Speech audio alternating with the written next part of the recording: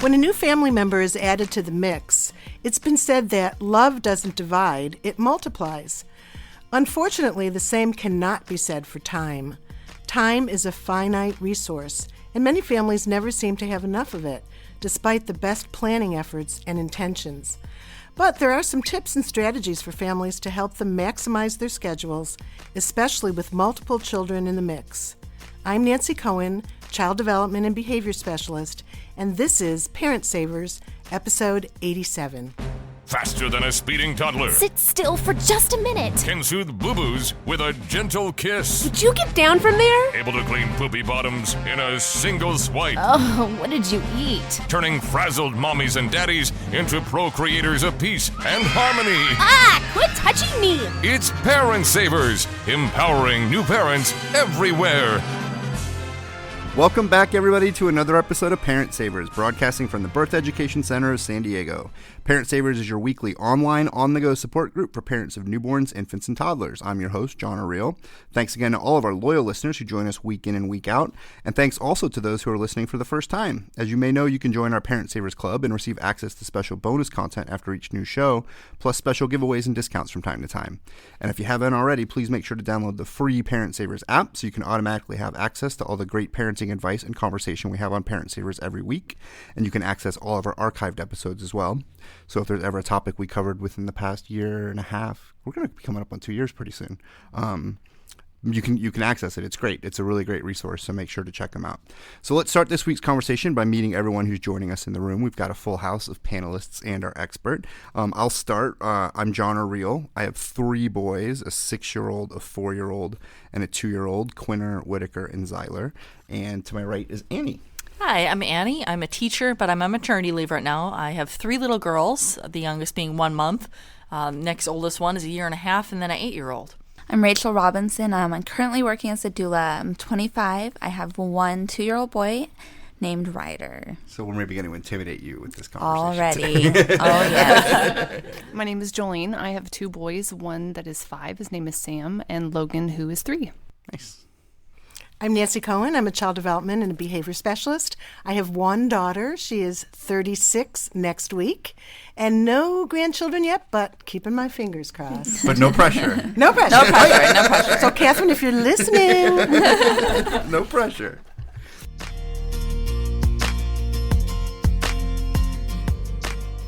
Before we jump into today's topic, let's talk about baby names and it's in our news headline segment. And maybe some of you guys have seen this story. If not, we'll link it on the episode page. But, the headline is, "Oh, have you met my kids Panda, Phone, and Cheese? These are the weirdest baby names of 2013. And so parenting website Baby Center released its annual baby name special report, which included a roundup of the year's most unusual monikers. And upon first glance, there are some clear standouts here. For girls, Blip, Fairy, and Kiwi. I don't know if those are all weird, but Blip is good. Kiwi, if you were from, what? Australia would be bizarre, yeah. Maybe if, New Zealand was a special place in the Blip. Conception of, yeah. So let's see. Some of the boys' names are Ajax, Bao Bao, B-A-O, B-A-O, Cheese, Danish, which is kind of funny. Those are next to each other. Egypt, Jag, Panda, and Rocket. Where do they come up with these names? So there's a database where you can see how many people were actually named this. And Swag, there were 2 kids named Swag. There were 3 kids named Butt. I know, with No. 2 T's. With 2 T's. What? No. That's That's crazy. so cruel. That's setting your child up for some But serious nickname drama. Hot Dog, there were 2. There were 6 Butterbeans, 3 Phones, 34 named Freak, 3 named Poopy. What? 2 feel like Superman, this is not 3 nice. Mushroom, and 3 Elbow. And so, yeah. 3 Elbow. Wow. Right? So, but I mean, okay, I have a unique name, Johnner. It's no. But it's not weird. It's not. Right. And some of these almost seem like they're mean, right? Yeah. Very. But seems mean to me. Freak. Yeah. Or freak. Yeah, Freak was. Freak. I mean, it's like Seymour Butts, Yeah. It's a joke waiting to happen. Why would you set your kid up for that? Exactly. That's what I was thinking. It's possible. I mean, I'm not going to defend. I mean, I'm all for unique names. Like, I actually would advocate. Like, I think unique names are great. Come and Same having here. a unique name myself. But it's what I'm going to talk about. maybe there's a cultural thing. But maybe, I don't know. Does it say on there where these names are doesn't. coming No, it from? doesn't. So that's the thing. So like on one hand, Kiwi, I think Kiwi's I have no problem with the kid named Kiwi. I do have a problem with the kid named Poopy. For nicknames, I think they're fine, but then these Poopy? people, well, hey, if you want to call it, hey, tomorrow I'm going to go hang out with some friends that I haven't seen in years, and he's known as Chicken. So Got it. there you go. But it's a nickname, It's not a nickname. his birth name. Yeah, so, it's not like Poopy Esquire, you know what I mean? He's good. This person's going to be an adult at some point, hopefully. On his driver's license, that would look really cute, right? Yeah. Poopy. You know why I pulled you over, Poopy? Well, and that was something that my parents told me that went into my name. I have a very, what they thought was timeless Anne. And they said, well, there were a lot of names that were very popular, in the late 70s when you were born, but we didn't want you to be one of a million Jennifers. But at the same token, it had to be a name that they said, if you wanted to grow up and be a doctor, there were certain names that were popular then that they're like, it just wouldn't sound good as a doctor, whatever, Dr. Butterbean. Yeah. I worked with a Dr. guy Poopy, whose last yeah. name was Kraft, and he wanted to name his son Air. Oh, God. Right. Well, that's like with Kim Kardashian. They just named their baby Northwest, Right. which Yeah, and you wonder if they do have more, if they're going to keep going. Well, call at her least it's Compass? Southwest, Southwest, East West. At least it's not like East. a seemingly East. cruel type name. Like my name is different. Obviously there's plenty of people named Jolene, but it wasn't necessarily popular at the time. Well, I think it was popular at the time because I was born right around when the song came out. But growing up, I didn't know anybody else's name was Jolene, and I wished my name was Julie. So because it was obviously close, and I could never find the bumper sticker or the little license plate things to That stick is on very your bike important and as everything. a 7-year-old. It is. Yeah. So you can't. Mom, there's no butt here. Exactly. Or freak or whatever. That just seems like you're just setting your kid up for. I'm not saying every kid's going to be traumatized because they can't find a license plate number, but I was. No, just kidding. So basically, if you choose to name your kid one of these names, then you have to be saving for therapy as well. yeah, it might. That's what I think. Yeah.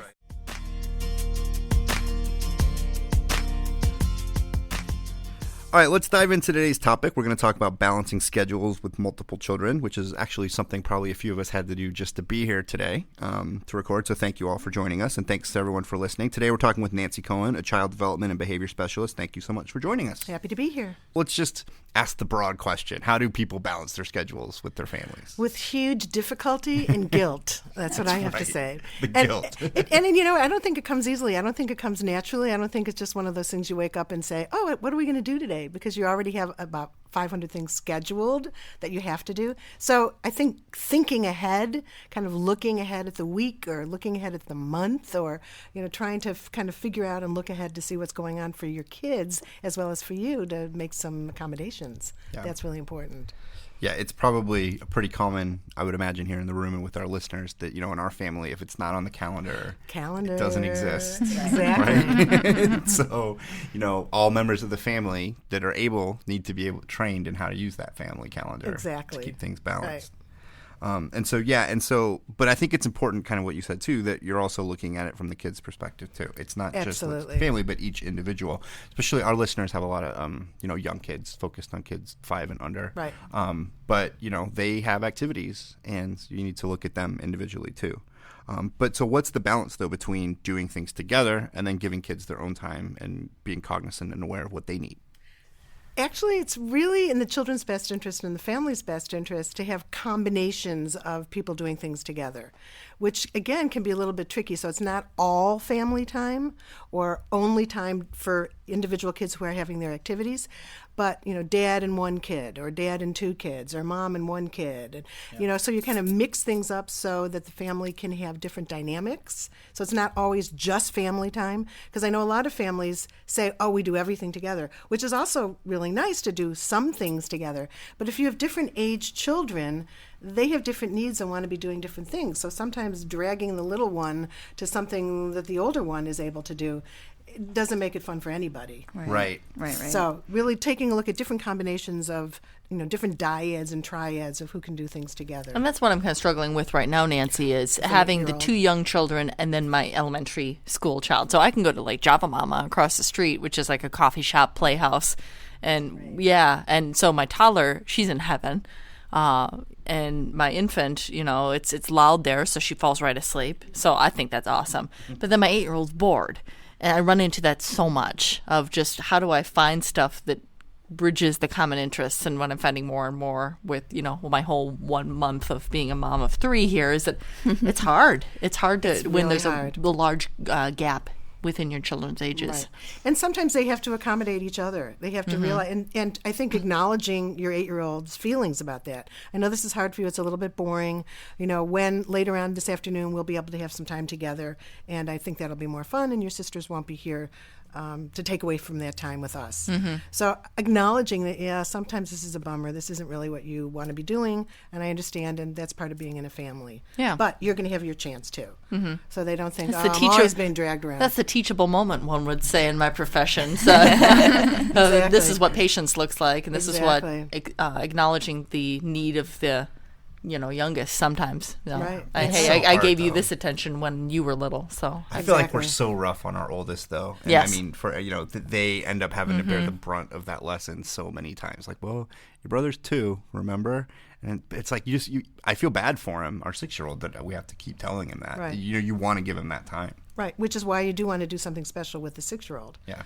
And they won't even remember it, though. I mean, they're still, even if you do 100 things just for the 6-year-old, they're still thinking that the little ones get more. Right. So it never really balances out. But for your own sake, I think, and really having that extra time with the older ones, I think is really helpful for them.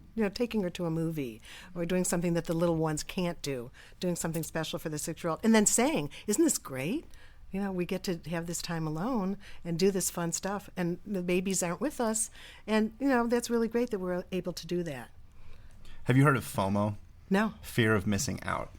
And so I think my wife has it really bad. And so we end up, I would say that to her face. We talk about it. So it's not like I'm telling secrets. Right. Like that she really has someone. I think I to some extent too. And so that I think is a lot of times when our families want to do things together and not split up, we're worried not only for us, but is the 6-year-old going to be sad about the 4-year-old's getting to do something, or is he going to be sad? Like missing out on something. So if we all just stick together, we're all having the same experience. But maybe that's not the way to look at it. I think a blending again of both, so you're having some experiences as the full family and nobody's missing out, and then having some things that are for individual kids because they love that one-on-one time. They do. They really, and they need it. Yeah. Need it. So that's Do we what have I a would question say. from Facebook? Yes, we have a question from Leah Hansen Vachani. She basically has the same issue right now where she has a 3.5-year-old and a 5-week-old. And she has also second and third children. She wants to know, how do you deal with the nap versus activity for the older kids? Because the nap schedule might not allow them to go to their activities. At what point do you draw the line? How do you juggle this? That's a great point. Sometimes activities have to be put on hold, particularly when they have a really young baby. Right. But other times, little babies, like 5-week-old babies, and you guys with a 1-month-old, you'll know, you can tell me better. You're on the front lines.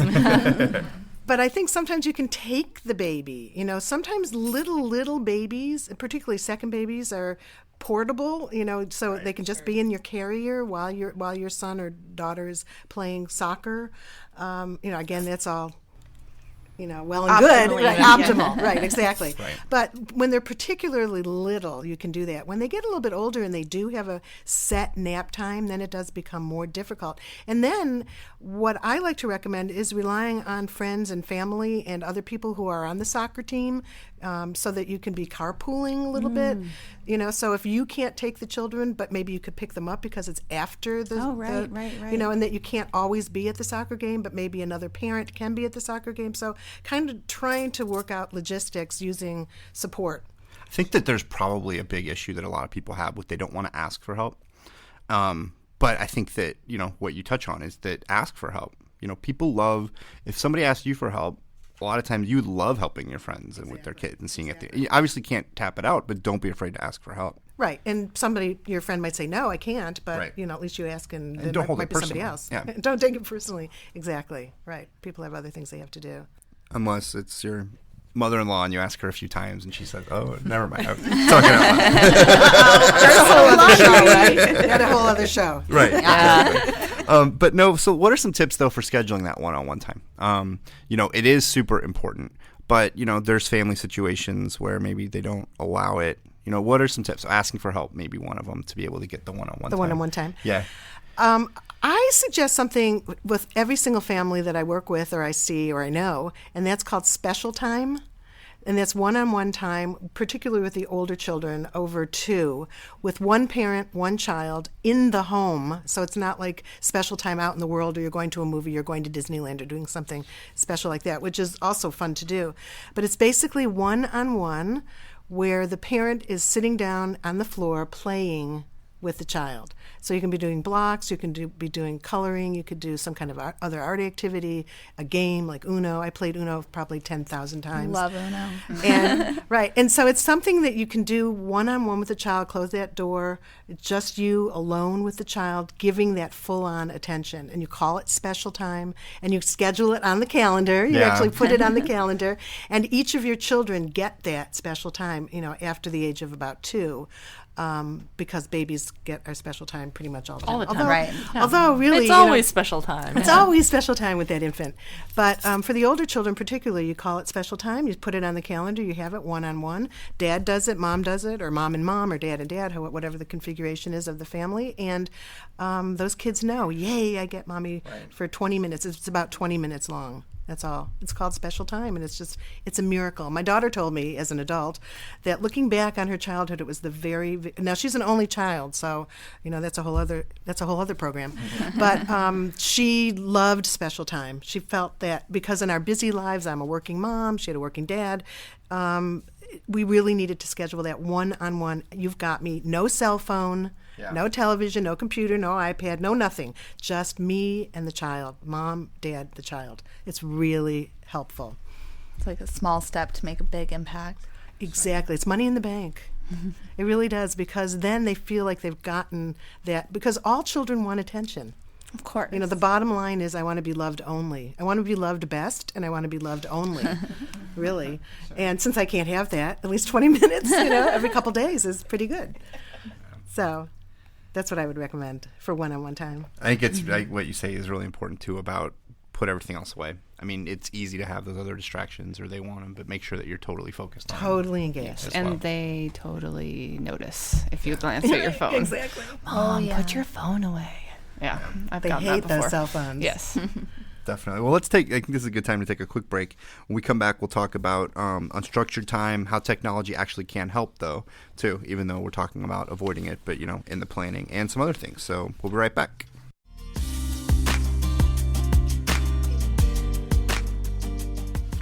Welcome back, everybody. Today we're talking about balancing schedules with multiple children with Nancy Cohen. Thanks again for joining us. My pleasure. So let's talk about unstructured time. We're talking about having structured special time, but how important is just unstructured time? Is that something you really need to schedule, but even though it's scheduling to do nothing structured? This is a quandary for me, and I'm glad parents are here to kind of talk about this too, because when I was a kid growing up a million years ago, and even when my daughter was growing up 36 years ago, it was easier to have unstructured time. And there was more neighborhood playing, Kids just kind of went outside. Go outside. I went outside for hours. My mother had no idea where I was. It's a miracle I ever came back. But so it's important to have some unstructured time so that things can kind of fall in place and you can just enjoy being together, and it's like nice being in your jammies on a Sunday.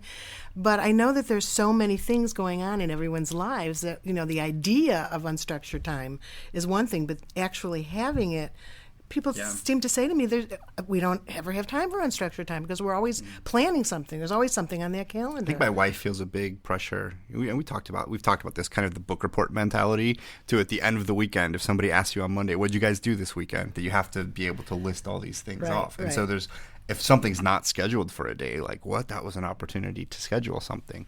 But kids, especially as they get closer to 5 or older or 6, they do want that unstructured time. We actually, though, we live on a street with a lot of kids. And there's some families that are totally open to the, hey, can Nate come out and play or whatever? But there's other families where Corner's gone by and knocked on their door, and then they send Christina an angry text. And I'm like, what are you doing?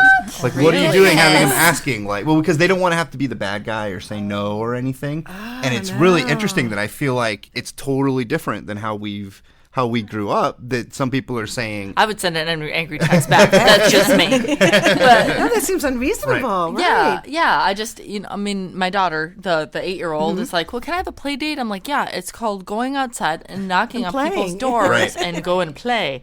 Like, we found that some parents like want us to clear that first. But your kids also need to learn that sometimes it's not a good time. And Right. they have to, so if you're at the door and they say, okay, well, Johnny's doing his homework or whatever, that's an acceptable answer. Yeah. And yes, you might be bummed, but you tried. Yeah. And, well, disappointment is part of life. Exactly. It's a life Right. lesson. So what can you do now? Right. Yeah, do something else. Yeah, ask somebody else to go play with you. So yeah, Or And as learning my to dad play did, alone. Play solitaire. Right. There you go. Play alone. right. I think that it's important to have some unscheduled time because kids don't really know what to do with themselves. A lot of children, when they have 15, 20 minutes that are it's unscheduled time, they're like baffled. What am I going to do? What do you mean? What are you going to do? Play? Well, because they're so See scheduled. that playroom with all those toys. That's a good place to go. Right. That's a good place to figure something out. But I know a lot of kids who are just like, what? I don't know what to do because they are so scheduled. Every minute of every day, every weekend, there's a plan. Yeah. And then when they have a few minutes of downtime, they're amazed at, or they just want to be on the computer.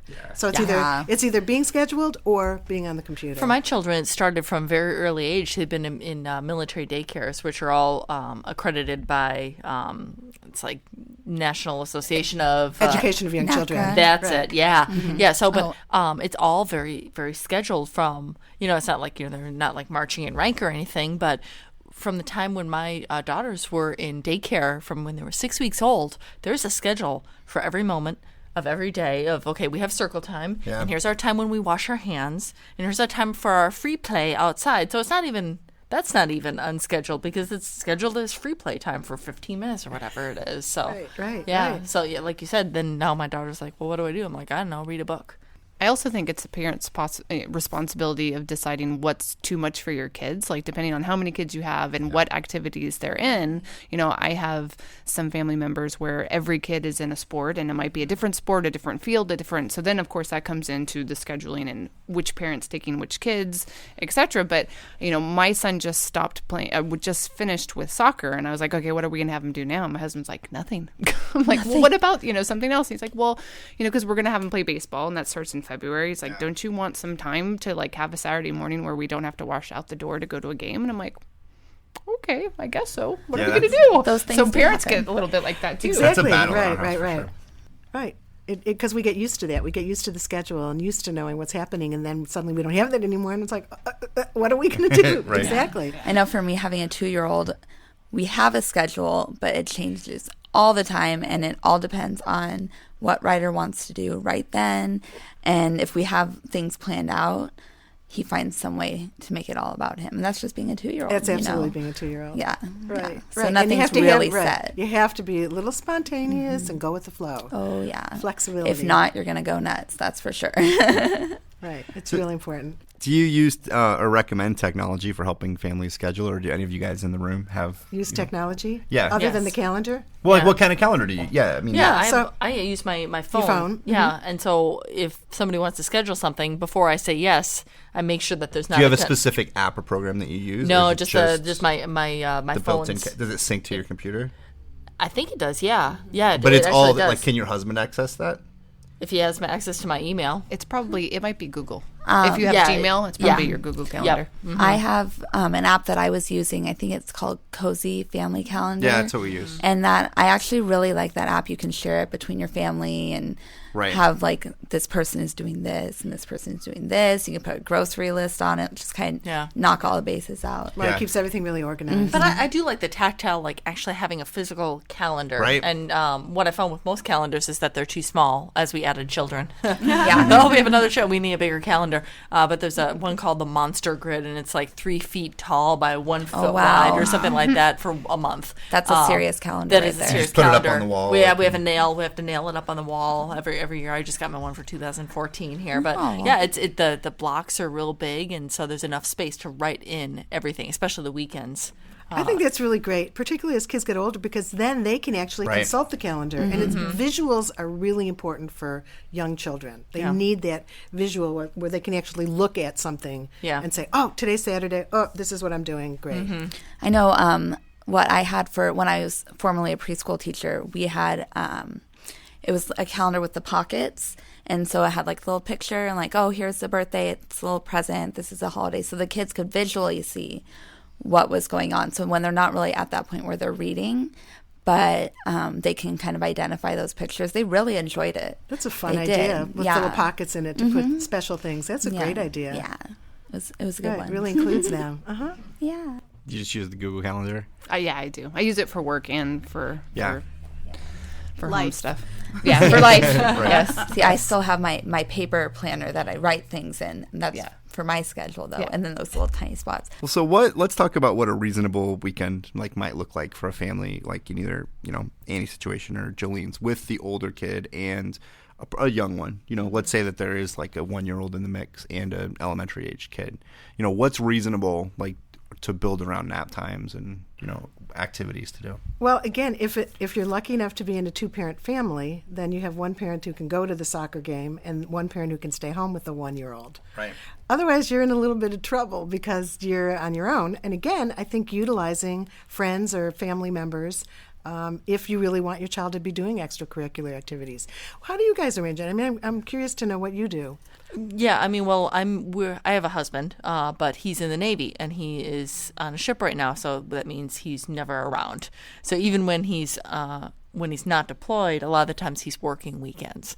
So I just have to kind of put my foot down and say one activity at a time, and I don't overschedule my kids. So my daughter, she doesn't have an interest in sports. I wish she did, because I really had an interest in sports, but I'm not going to push on her because it's stress for her that she doesn't want to do it, and it's stress for me for driving her around everywhere. So if she's not super, super excited about it, then I'm not going to schedule her for it because that's more on my plate. And then stress for me, too, trying to talk her into doing something she doesn't want to do in the first place. One point I wanted to come back to that you had brought up about what do you do with the younger child if your older child, say, has a soccer game. And I think it depends on the age of the younger child. But so I have a 5 and a 3-year-old, and when my 5-year-old played soccer, the younger brother always came, which sometimes he was into, sometimes he wasn't. But we tried to express to him that this is something his brother does and that you need to support your brother. It's not very long. I mean, this is AYSO for 4-year-olds. It's like a half-hour game. It's not very long. So they can obviously entertain themselves elsewhere, but we thought it was an important lesson to teach our younger child that you have to support the things that your family is doing. I mean, obviously make them go to a soccer tournament. If you have a really large age gap, is probably not a good idea. But so did you bring things for him to do? Oh yeah, yeah. Okay, yeah, so yeah. so that's how you Sure. work around it. So you've Yeah. got the younger one who may or may not be interested in the game. Sure. And so you brought things that he could occupy himself with for that half an hour. Or Oh, hour or sure. whatever. I mean, Yeah. of course, there's always technology. You can always give them your phone to play a game, but you bring cars for them to play with in the dirt, or there's usually obviously a playground not very far away. I'm actually going to get together with a group of moms next month and make busy bags.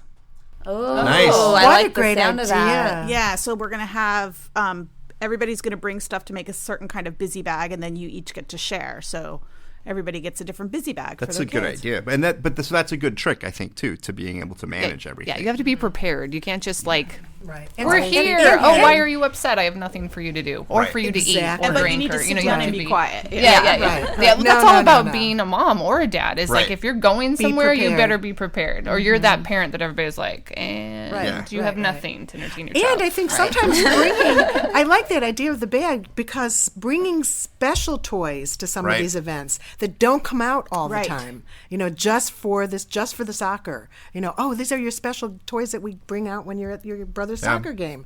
And they're like, wow, this is great. So it's more novel too. It's not always the toy that's always brought out, but different books I like the book idea. I think this is very good. Very Those smart. books. Yeah, get the books out, everybody. I like the idea of like an exchange too, of like, you know what, let me put together a busy bag for you, you put one for me, because then it's all brand new. Right. It just blows their mind when it's a new toy. Maybe you'll get an invite to my busy bag.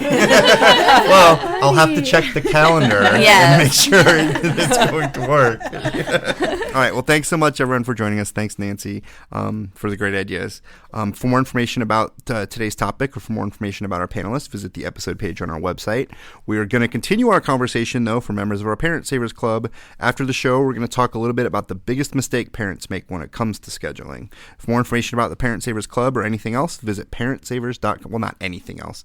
Parentsavers.com. Anything else related to the show, go to parentsavers.com.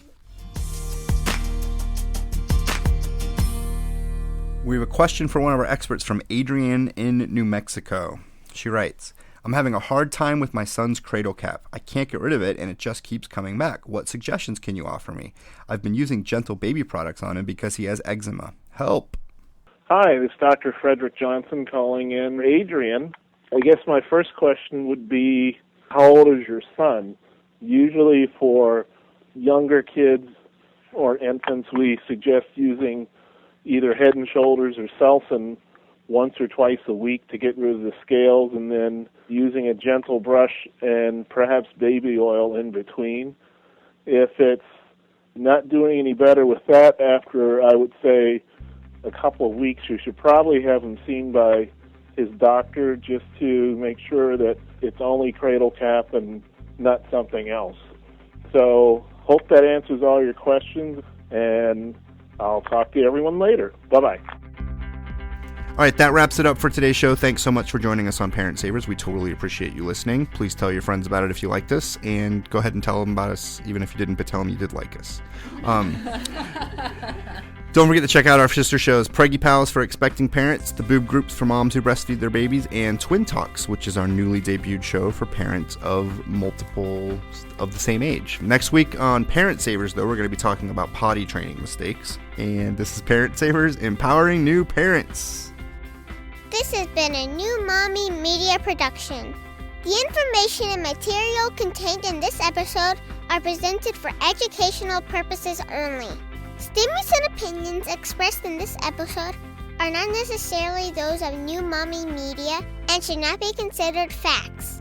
While such information and materials are believed to be accurate, it is not intended to replace or substitute for professional medical advice or care, and should not be used for diagnosing or treating healthcare problem or disease or prescribing any medication.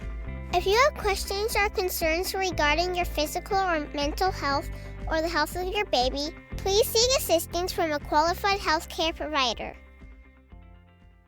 Hey mamas, don't forget to check out Mighty Moms. It's our online community built for new moms just like you. Not only can you connect with other moms, but you can also join us backstage for special mom-only online events. And you'll also be notified when we're recording so you can join us as a special guest. Visit our website, newmommymedia.com, and click on the Mighty Moms banner. It's free. That's newmommymedia.com. See you there.